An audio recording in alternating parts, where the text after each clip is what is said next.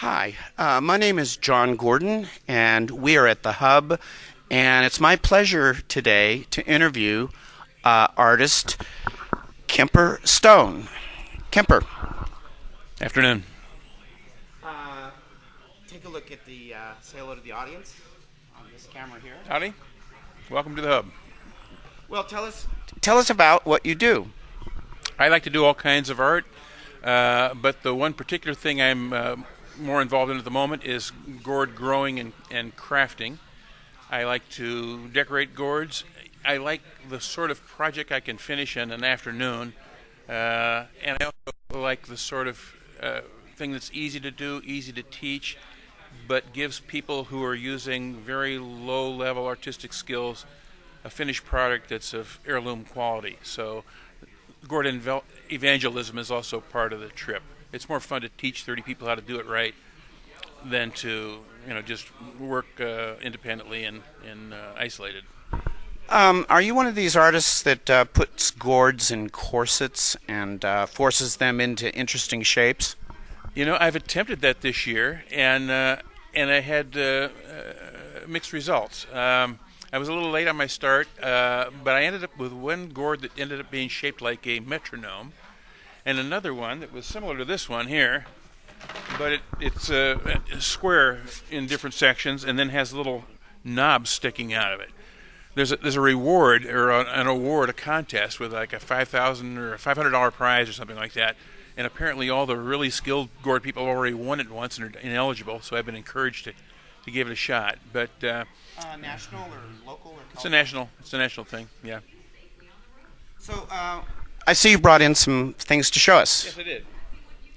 So this is one I grew this year, and I'm trying to grow a gourd that would be appropriate for making didgeridoos and other like instruments. So this is one example of that. This is called a Serpent de Sicilia. It's a Sicilian snake, but unfortunately it's been bred for eating. So it's so tender when it's small that when it's finished it doesn't have the strength to make an instrument. However, I have another one here of a different variety that does make a great instrument. And this is the ancestral bronze trumpet of the ancient Irish from about 500 BC. This is the same kind of gourd. I've painted it to look like it might have been made out of copper or bronze. They were made out of bronze.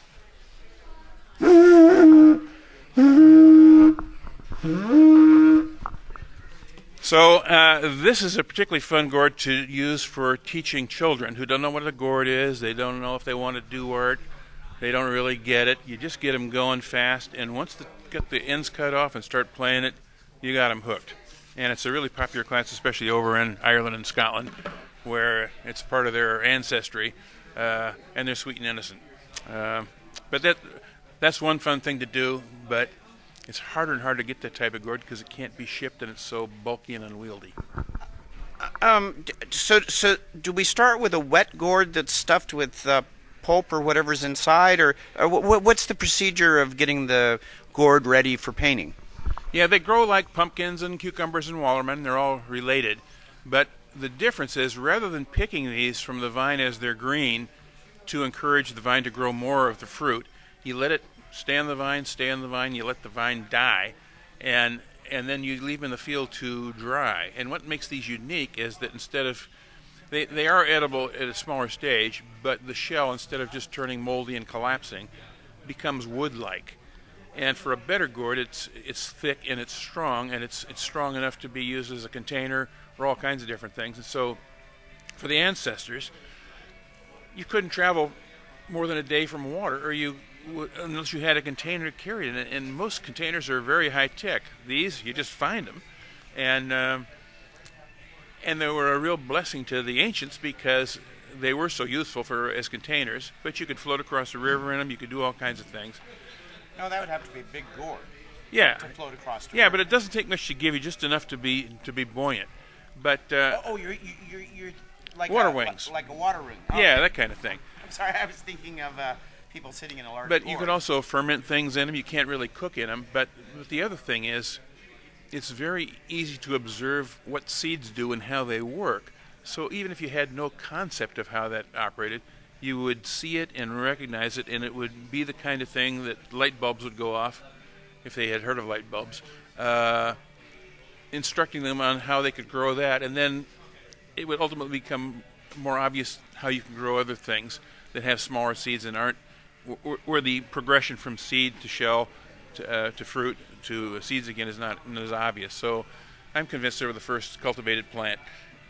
So you take you prefer to take a more systemic approach, so that the people that are decorating or painting the gourds know where the gourd came from, and yeah, I think that's important, and especially nowadays when most of the major gourd growers in Northern California are retired, people have to grow their own. Oh. And I grew my own as a child, and it's a fascinating thing to do, to see them get longer and longer and longer. You just can hardly believe it.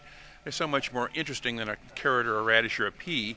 But also it's the only way that you can really sustain the craft, is to get people excited enough that they're going to grow some of their own and share them and trade them. Can you show us some of your other... Yeah, here's the one I'm working on right now. This is for the Mare Island Seed Hoard. We have a seed sharing operation here where we're distributing gourd seeds and seeds for other things free of charge to people who are going to grow them in modest amounts. And this is the tool I use to burn them. It's a wood burning tool. And you just use it like a pencil. So it's essentially drawing. Essentially drawing. Here we have Mare Island Seed Hoard. And here we have a bean vine with no beans on it for some reason. Very poor planning. I was working in haste.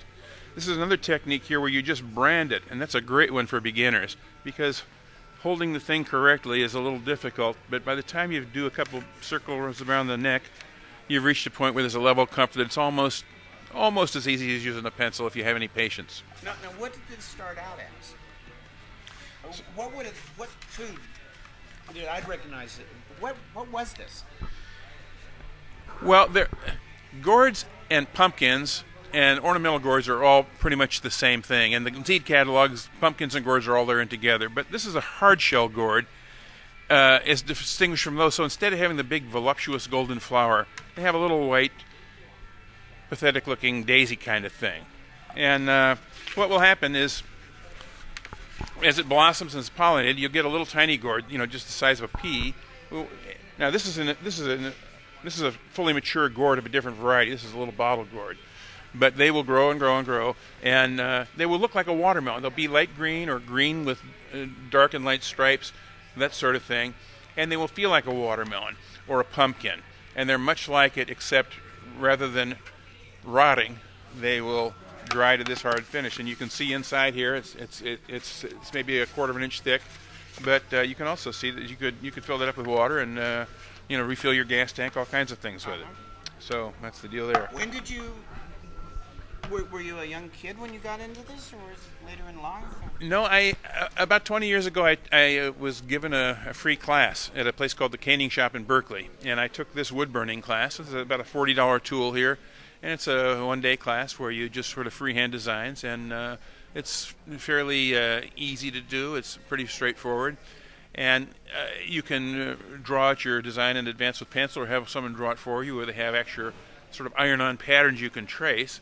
But it's a lot like wood burning, which was a Boy Scout craft of the 30s, except it's just you end up with a much more interesting product, and it's a little bit easier to do. And so this has become a hobby and a vacation? Well, one of the things about being an artist is you gotta eventually sell something. Ah. And if you spend I didn't know that. 300 hours on a painting, you better get $1,000 if you want to get half minimum wage. This is the kind of thing you can spend an afternoon, and you might get $80 for it, and you're almost making minimum wage. And at a certain point, that becomes important.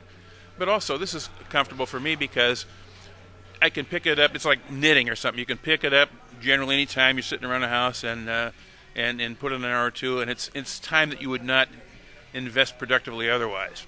So you're saying that if we looked into the history of every single culture on this planet, they would go back, and you might find that they worked with gourds. Every place gourds can be grown, they undeniably do. You'll see them African, Polish, French, Italian, all those areas, all through Mexico and Central America. The Peruvians do spectacular gourds, very fine work. They do by engraving in a scrimshaw technique.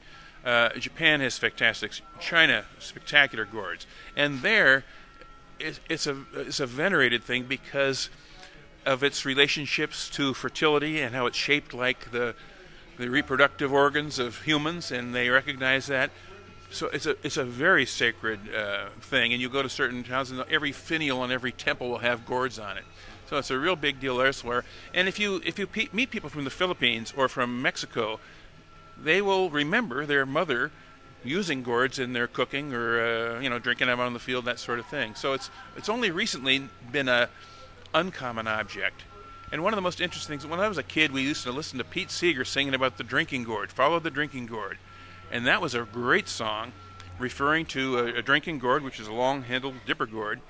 But it was a song that was used to memorize the route of the Underground Railway to the north.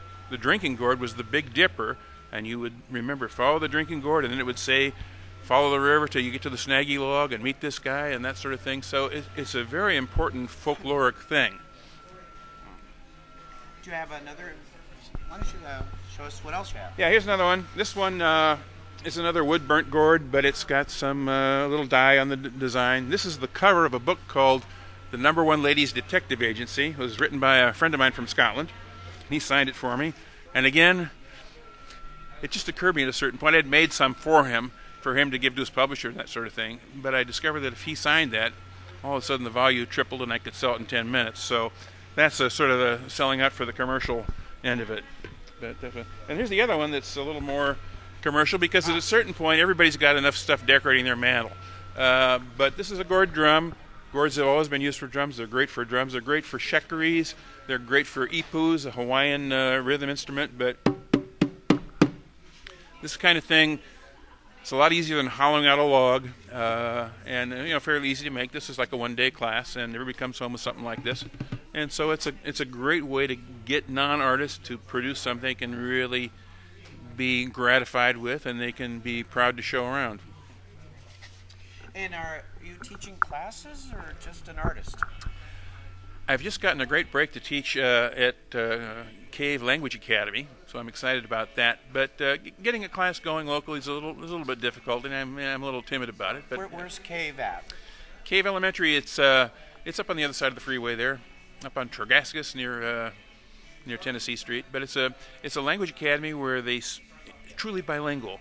They're learning Spanish and English equally rather than just being a crutch for non-English speakers. And it's a little slow at first, but they get them an early start, and apparently it works out real well. And I'm excited about having the opportunity to do art because there's some great opportunities to do a different kind of art that's more satisfying than the standard construction paper and paste kind of stuff. So you'll be bringing in, when you come into the classroom, Yes. Be bringing in dried gourds ready to paint? If I can find enough. It's tough because I got 240 kids out there and they're expensive. I'm going to start working with cardboard and painting cardboard masks, which we've done before. But it's a lot of fun because the cardboard is cheap, it's free, it's recycled. We use paint that's recycled from the recycling center in American Canyon. We have to pay a little bit for the brushes, but you can work outdoors, you can make a mess, and you get something huge and really satisfying. Because even if it's a little on the weak side, one thing, working on the scale is a lot easier than being all pinched in here, and it's more fun to do physical work, but also it's more gratifying to create something that's huge. You can hang it on the wall, hang them on the wall, walk back 100 yards and look at it, and it really looks like something. And so you're sort of transcending the paper plate on the refrigerator magnet thing, and it gets people excited. But it's also, if you learn how to do it by being resourceful, that's also an important lesson, because there's no reason people can't do art. It helps if you can afford the materials, but improvisation is even more important, and learning that is a more valuable lesson, not just in art, but in everything. Well, is there anything else you'd like to say? No, I'm sure there's more in there, but it's not coming out. Thank you.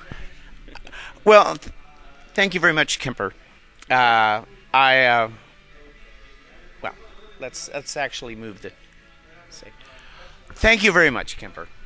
My pleasure. Good day.